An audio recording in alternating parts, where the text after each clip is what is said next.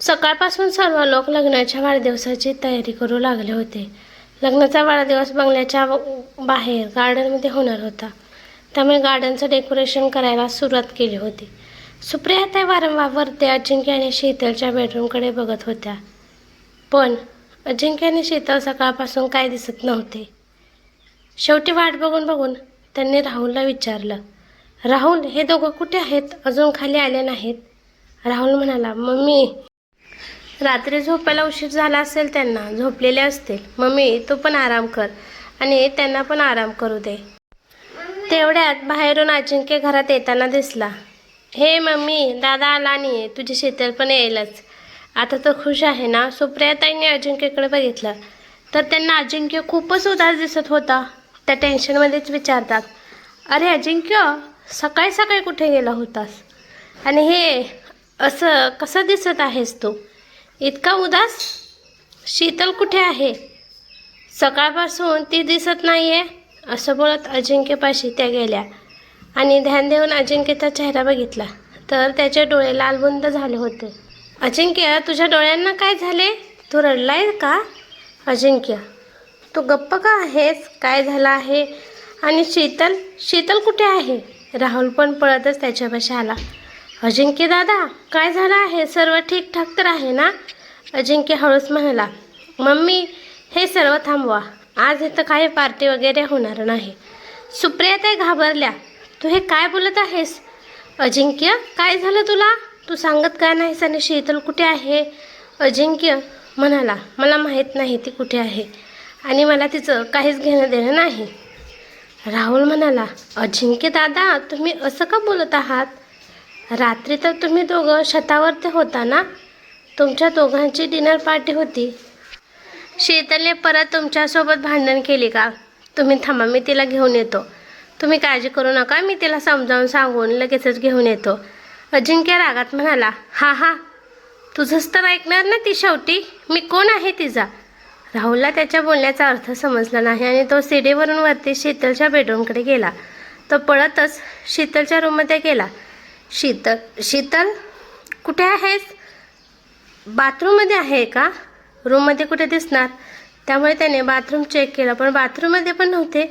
रूममध्ये पण नाही, बाथरूममध्ये पण नाही आणि घरात कुठेच नाही. मग कुठे जाऊ शकते? मला वाटते वरती छतावरती असेल. असा विचार करून तो छतावरती शीतलला शोधण्यासाठी गेला.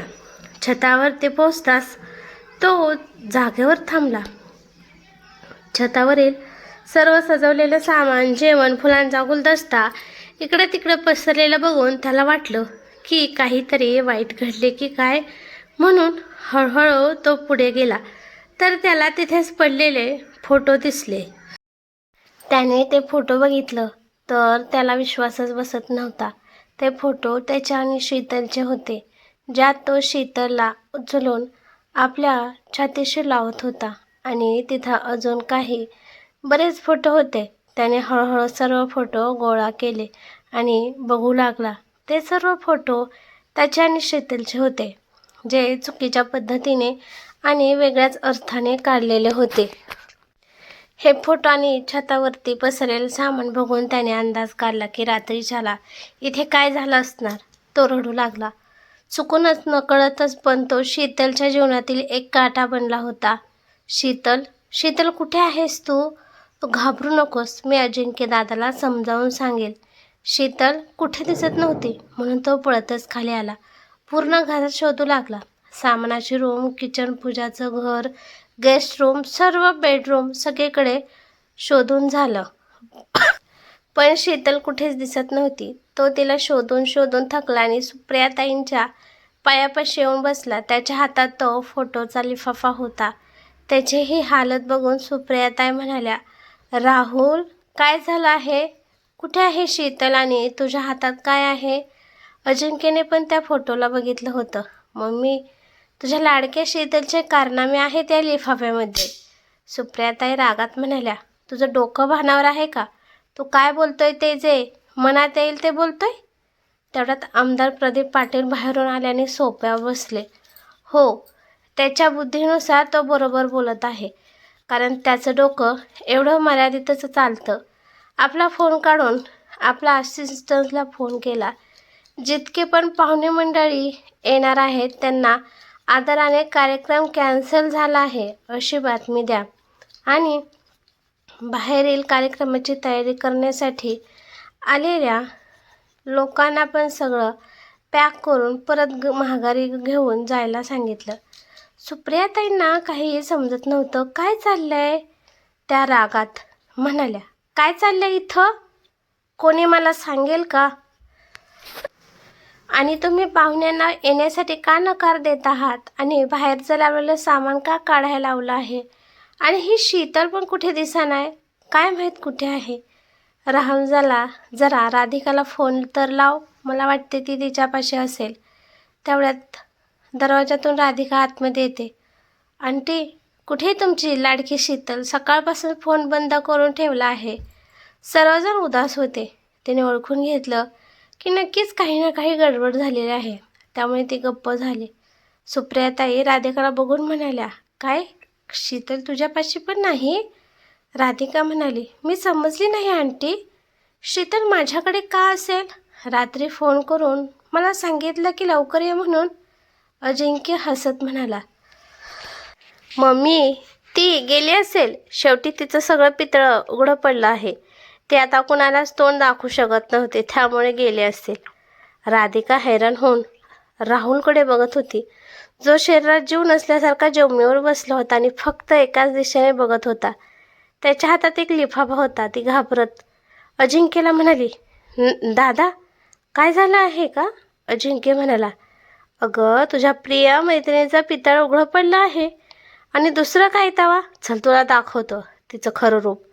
असं बोलत त्याने राहुलच्या हातातील तो लिफाफा घेतला आणि सुप्रियाताईंना दिला. घे मम्मी घे, आणि बघ तुझ्या लाडक्या शीतलच्या कारणामुळे. आणि राधिका तू पण बघ, तुझी मैत्रीण कशी तुला धोका देत होती.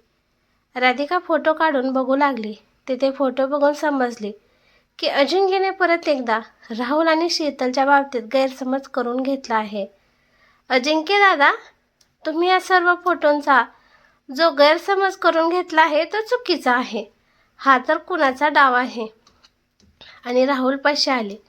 राहुल, तू गप्प का आहेस? बोल ना, तू बोलत का नाहीस? आणि शीतल कुठे आहे? राहुल म्हणाला, शीतल घरात कुठंच नाही. मला वाटतंय ती घर सोडून निघून गेली आहे. राधिका म्हणाली, काय म्हणतोय अजिंक्य? राधिकाच्या हातातील फोटो घेऊन सुप्रियाताईंना दाखवतो. बघ मम्मी, आता पण तू मला चुकीचं ठरवशील का? बघ याच्यात कशा प्रकारे शीतल आणि राहुल एक दुसऱ्यांना चिकटलेले आहे. का आता पण मीच चुकीचं आहे? मम्मी, तुला तर सर्व माहीत होतं राहुल आणि शीतलच्या बाबतीत. तरी पण का मम्मी तिचं लग्न माझ्यासोबत लावून दिलं? का? ती तर राहुललाच पसंत करत होती. तर मग तिचं लग्न राहुलसोबत का नाही लावून दिलं? ती रात्री स्वतःच म्हणली की ती स्वतःच्या जीवापेक्षा जास्त प्रेम राहुलवर करते. तेवढ्या सुप्रियाताई अजिंक्यपाशी आल्या आणि जोरात कानाखाली मारली. त्याचा आवाज इतका होता की सर्वजण हैराण झाले. अजिंक्य तर आपल्या गालावर हात ठेवून सुप्रियाताईकडे बघतच राहिला. सुप्रियाताई, हो, शीतल राहुलवर स्वतःच्या जीवापेक्षा जास्त प्रेम करते. आणि का नाही करणार? या चुकीचं काय आहे? तुम्हाला हे घाणेरडे फोटो दाखवून त्या दोघांच्या नात्यावर प्रश्नचिन्ह निर्माण करत आहे ना? थांब, मी तुला काही दाखवते आणि ते बघून तुम्हाला उत्तर दे की शीतलने राहुलवर जीवापेक्षा जास्त प्रेम करायला पाहिजे का नाही ते. आणि त्या आपल्या बेडरूममध्ये गेल्याने परत माघारी आल्या तर त्यांच्या हातात काही जुने फोटो होते आणि कागदपत्र पण होतं. सुप्रियाताई ते सर्व अजिंक्यच्या हातात देत म्हणाल्या, हे बघ, राहुलचं जन्म प्रमाणपत्रक आणि हे त्याच्या जन्मापासून 1 वर्षापर्यंतचे फोटो. आता मला सांग, यात राहुल आणि शीतलचं प्रेम काय चुकी आहे? यात का आता आपण ते तुझ्या सगळ्याला चुकीच्या नजरेने बघत आहे? अजिंक्यने फोटो बघितला तर त्या फोटोत 2 नवीन जन्मलेले बाळ होते. एका फोटोमध्ये दोन्ही बाळ शीतलच्या आईबाबांच्या कुशीत होते. अजिंक्यला काही समजत नव्हतं तर त्याने ते जन्म प्रमाणपत्र बघितलं. त्याने जेव्हा आईवडिलांच्या जागेवर शीतलच्या आईवडिलांचे नाव बघितलं तेव्हा तो सुप्रियाताईकडे बघत म्हणाला, नाही मम्मी, हे खरं होऊ शकत नाही. सुप्रियाताई, आता तरी डोळे उघडले ना तुझ्या? आता कळालं का तू किती मोठी चुकी केली आहेस? चुकीच नाही तर तू महाभयंकर पाप केलं आहेस. अरे, तू भाऊ बहिणीच्या पवित्र नात्यावर कलंक लावला आहेस.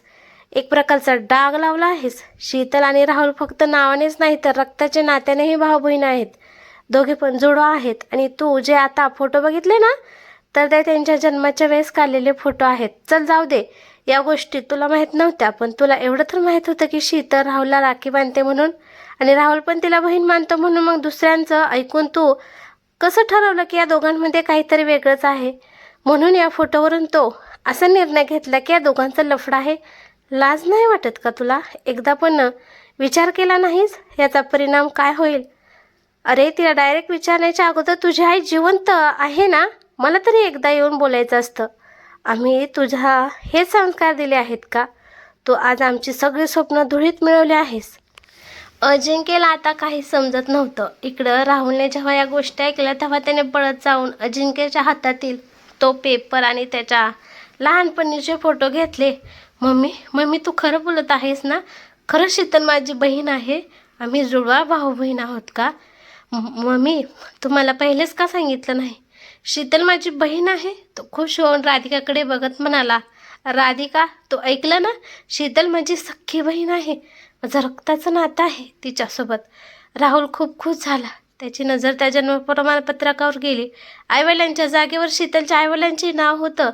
मम्मी हे काय म्हणजे तुम्ही? सुप्रियाताई त्याला आपल्याजवळ बसवत म्हणाल्या, हा हे खरं आहे, तू माझा नाही तर शीतलच्या आईवडिलांचा आहेस.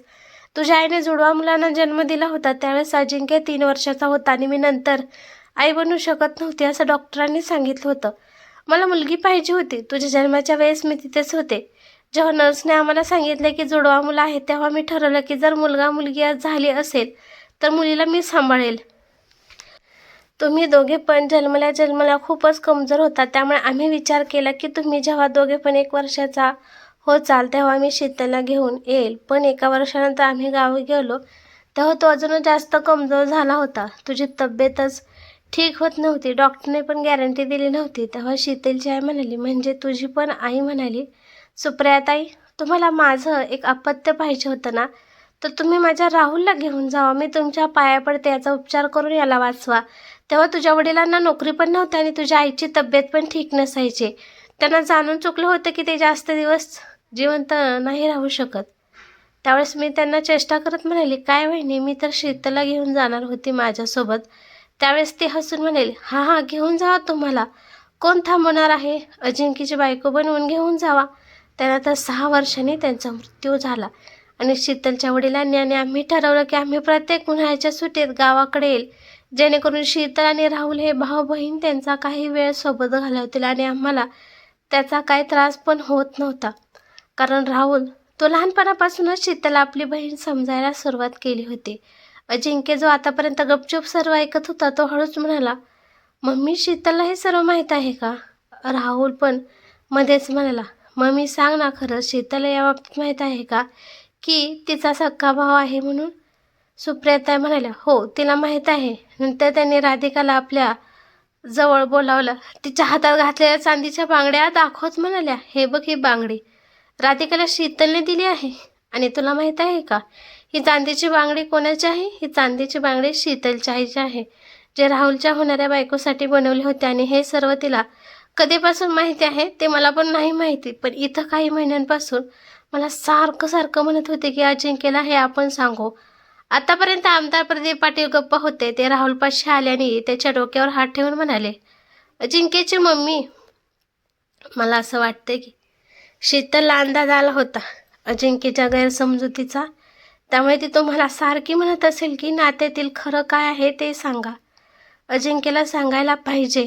आणि मी पण तुम्हाला किती वेळा सांगितलं की मुलं मोठी झाली आहेत आणि त्यांना हक्क आहे खरं काय आहे ते जाणून घेण्याचा, पण तुम्ही समजून नाही घेतलं. सुप्रियाताई रडत म्हणाल्या, मला भीती वाटत होती की खरं ऐकून दोघा भावामध्ये दूरी निर्माण होईल.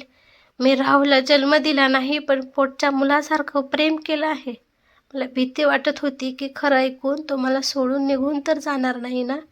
राहुल आपलं डोळे पुसत म्हणाला, मम्मी तू जर अगोदर पण सांगितलं असतं तर मी तुला सोडून कुठेच गेलो नसतो, आणि शीतल पण इथेच होती तर मी कसं जाईल? पण आता काय माहीत शीतल कुठे आहे, कशी आहे? नंतर तो उठून शीतलच्या बेडरूममध्ये गेला. सुप्रियाताईंनी राधिकाला इशारा केला तर ती पण उठून त्याच्या पाठीमागे गेली. राहुल तिथे जाऊन शीतेच्या फोटोकडे बघून रडत होता. राधिकाने पाठीमागे येऊन त्याच्या खांद्यावर हात ठेवला तर त्याने वळून राधिकाला मिठी मारली आणि रडू लागला. राधिका, माझं नशीबच खराब आहे. मी प्रत्येक वेळेस माझ्या बहिणीच्या सुखात अडथळा निर्माण करतो. जर लहानपणी माझी तब्येत खराब झाली नसती तर शीतल आज या घरी मोठी झाली असती. माझ्यामुळेच तिचं मॅरिड लाईफ पण बर्बाद झालं. माझ्यामुळेच अजिंक्य दादामध्ये आणि शीतलमध्ये भांडण झाली. ती आज किती खुश होती. अजिंक्य दादावर किती प्रेम करते ते तर तुला माहीतच आहे ना. आणि परत अजून एकदा माझ्यामुळेच हे सगळं विपरीत घडलं. परत ती तिच्या प्रेमापासून दूर झाली. मी किती खराब भाऊ आहे.